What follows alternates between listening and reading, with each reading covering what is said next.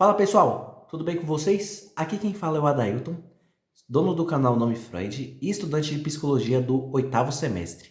No vídeo de hoje, quero mostrar para vocês que querem ingressar nesse mundo da psicologia ou que já estão estudando a psicologia, estão no primeiro ou segundo semestre, vou apresentar para vocês 3 matérias que podem levar à reprovação. Isso mesmo, seu sonho de ser psicólogo pode ser frustrado caso você se dê mal nessas 3 matérias. E eu vou explicar o porquê que você vai se dar mal caso você não se esforce o necessário para passar nessa matéria. Vamos começar falando de uma matéria mais light, na minha opinião, dessas 3. Ela não é tão complexa assim, mas envolve aí uma dedicação na leitura dos textos que são passados pela faculdade. E também, se você quiser ter um conhecimento maior desses pensadores, você também pode buscar aí diversos livros que tem disponível tanto na internet, né? Se você buscar aí, graças à pirataria aí, não quero fazer apologia à pirataria, mas eu sou pobre, não tenho dinheiro para comprar esses livros, né? Que são caros, mas através da pirataria a gente consegue acessar esses conteúdos, né? Vamos começar falando da história da psicologia como primeiro item. Por que essa matéria é complicada? É uma matéria complicada porque envolve aí um problema socioeducacional na cultura brasileira. Nossa, falei complicado agora, mas o que isso quer dizer? Que devido à defasagem do sistema de educação brasileiro que temos atualmente, fica muito difícil o aluno de escola pública compreender essas matérias. Eu, no meu caso, sou um aluno de escola pública. Eu não estudei em nenhum momento da minha vida em escola particular. Isso significa que eu tive essa defasagem também e alguns dos meus colegas também tiveram essa defasagem. Isso significa que estudar história remete ao passado, estudar coisas que aconteceram há milhares de anos atrás. Isso requer ler coisas antigas numa leitura que às vezes não é a que você está acostumado a ler. Por exemplo, pega um Machado de Assis para você ler na íntegra, sem essas revisões que tem atualmente. É um português diferente do que é falado hoje, não existe gírias, não existe abreviações. Então, para quem está acostumado aí a ficar lendo coisas pelo celular, fica o tempo todo no Facebook ou no Instagram, tem uma certa dificuldade de ler esses livros porque a leitura é complicada. E a questão da história também. A gente não sabe a história do nosso país, por exemplo, né? Se eu perguntar para você aí um livro que fala sobre a história do nosso país que você leu na infância e que você recomenda para os outros, dificilmente alguém vai citar um livro aí. No caso, eu, teoricamente, não teria nenhum livro para citar se eu fosse lembrar minha época de formação aí no ensino médio. Atualmente eu tenho aí o livro 500 anos, né? É um livro bem grossinho aí, tem diversas páginas que citam a história do Brasil. Você vai estudar uns livros de Sócrates, por exemplo, você vê uma leitura ali bem no começo da filosofia, a qual ele tenta te fazer entender que o conhecimento já está dentro de você e que, como um parto, você deve tirar esse conhecimento de dentro de você. Então, tipo, é muito complicado você ter esse conceito na sua mente, você tentar simbolizar, você vai trabalhar com a simbologia de tentar interpretar isso para o mundo real. Tipo, como assim um parto, parto das ideias, né, como ele fala, já tem um conhecimento embutido dentro de mim e a partir daí surge novos filósofos que estudam esse conhecimento inato, né, que é chamado de inato ou atualmente é chamado de natural. É uma coisa que já nasce com você. Tipo, por exemplo, a criança que suga o leite da mãe quando chega perto do seio, aquilo é inato. A luz que faz a sua pupila dilatar, isso é inato, já nasce com você. Você não precisa aprender a fazer isso. Então, vai surgir algumas anomalias dentro desse pensamento, que no caso vem com o René Descartes, que é uma das pessoas que fazem parte da grade da psicologia, que fala que o conhecimento é inato, que você já nasce com esse conhecimento e precisa desbravar esse conhecimento aí. É uma pessoa extremamente importante para a história, né? Porque é uma pessoa realmente que mudou aí o futuro matemático com alguns cálculos que ele trouxe. E o método, né, dele estudar também trouxe alguns erros que puderam ser reparados e também estudados à parte, né? Como, por exemplo, o seu rival, entre aspas, o John Locke, né? Trouxe uma perspectiva de pensamento mais humano no lado de que nós aprendemos através da vivência. Nós precisamos viver aquilo para ter um conhecimento. Por que essa matéria é difícil? Porque você vai trabalhar esse pensamento lógico, você vai criando simbologias dentro da sua mente para tentar compreender a sociedade como um todo. E a partir daí a sua mente vai dar um bug cerebral, você vai ter um bug cerebral tão grande com essa matéria que você nunca mais vai ser o mesmo depois que você lê essas coisas. Porque toda a sua vida que você vive dentro de uma bolha vai ser estourada. Tipo, você estoura a sua bolha e você passa a enxergar as coisas que as pessoas que não leem esses livros, que não têm acesso a essa matéria, na verdade tem, mas ninguém falou para elas que é possível de achar, vão conseguir compreender o que você compreende.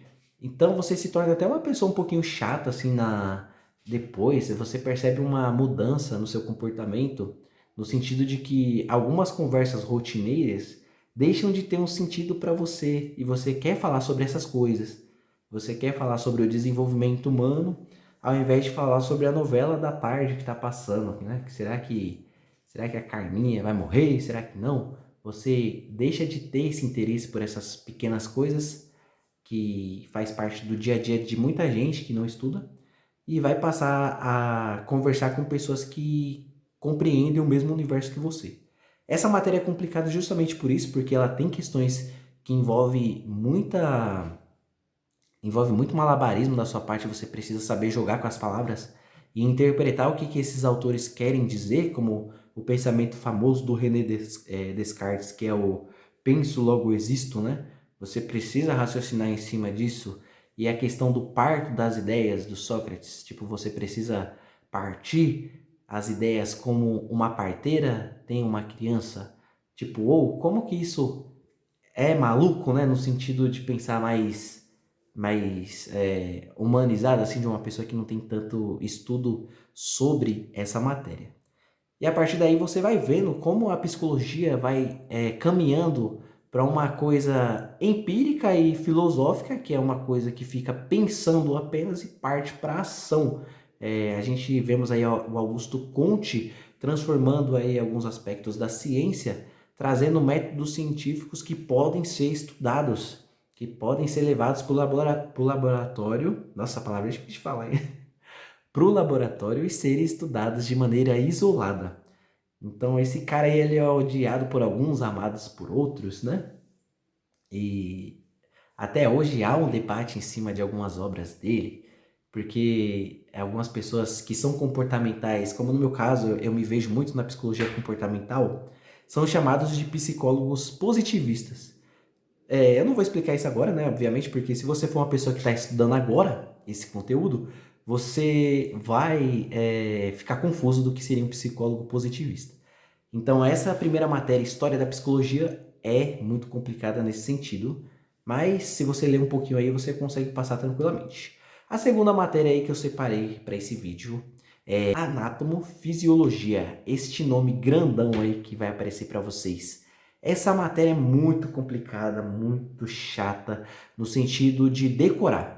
É uma matéria que você precisa decorar coisas. Coisas, que tipo de coisas? Coisas que ocorrem no nosso corpo, dentro do nosso organismo. E por que é uma matéria muito difícil? De novo, voltando aí para a escola pública, a gente que não teve acesso a aulas de filosofia, por exemplo, dificilmente teve acesso a aulas de biologia. Eu praticamente, depois da sexta série em diante, não tive professor de biologia, cara. Não sei se meus colegas tiveram, mas eu particularmente não tive. Então imagina você ver um livro do Papalha, por exemplo, é um livro super extenso e complexo, que traz aí, tipo, informações sobre o corpo humano, detalhado, assim, tipo, pega o cérebro, abre lá, as estruturas cerebrais e vê o que cada estrutura do cérebro é capaz de fazer. Você precisa ler nesses desenhos o que cada parte do corpo faz e compreender como que isso influencia no comportamento humano. Aí você se pergunta, como eu me perguntei na época, nossa, por que eu preciso estudar isso? Por que que eu preciso decorar isso? E no futuro você entende como que isso faz parte da análise psicológica. Porque quando você for atender uma pessoa, você vai saber identificar se ela tem alguma deficiência intelectual, por exemplo, ou se ela tem algum desvio, ou se ela, um exemplo mais simples, né? Tipo, ela é daltônica ou surda, caso tenha alguma deficiência auditiva, né? Você consegue identificar isso só através desses estudos. Então você vai estudar desde a orelha, o que que ocorre por dentro da orelha do som, o olho, como que ele capta a luz, o cérebro, como que ele está dividido, a parte mais difícil na minha opinião, que a partir daí surge a neuropsicologia, né? Os neuropsicólogos aí que são tão aclamados pela sociedade hoje em dia, porque eles conseguem fazer diversos testes e saberem se você tem algum tipo de distúrbio através desses testes. E isso torna essa matéria muito complicada justamente por isso, pela decoração de nomes científicos. Exatamente, vai ter muito nome científico para decorar.